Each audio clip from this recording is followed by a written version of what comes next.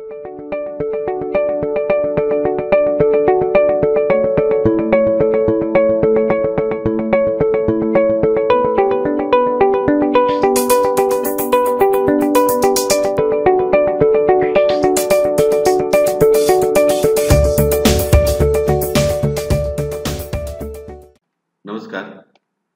आज आपण book keeping and accountancy हा 11वी कॉमर्स मधील विषयाबद्दलची माहिती घेणार आहोत.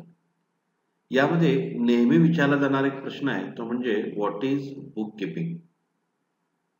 Book keeping is a science as well as an art of recording all types of financial or business transactions systematically and in chronological order in a separate set of books.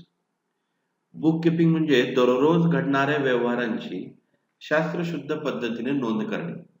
आता इथं book कीपिंगला science असं म्हटलेलं आहे, कारण science किंवा ज्याला आपण शास्त्र असं म्हणतो हे जगाच्या पाठीवर तुम्ही कुठेही गेलात तरी ते सारखेच असतात. म्हणजे बुक कीपिंग मधील जे नियम आहेत हे जगाच्या पाठीवर कुठेही गेलात तरी ते सारखेच असणार आहे. त्यामुळेच बुक कीपिंगला सायन्स असं सुद्धा म्हटलं जातं आणि त्याचबरोबर त्याला आर्ट असं म्हटलं जातं. आर्ट यासाठी म्हटलं जातं कारण प्रॅक्टिस करून करून ही कला तुम्हाला आत्मसात करता येते.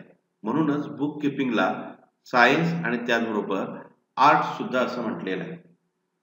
आता बिझनेस मध्ये जे काही व्यवहार होतात त्या व्यवहारांची सिस्टमॅटिकली पद्धतीने नोंद ठेवणे आणि ती क्रोनॉलॉजिकल ऑर्डर प्रमाणे ठेवणे.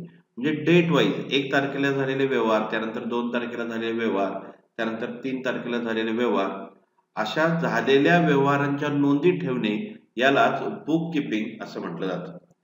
आता याच्यामध्ये कशा कशाचा समावेश असतो बघा.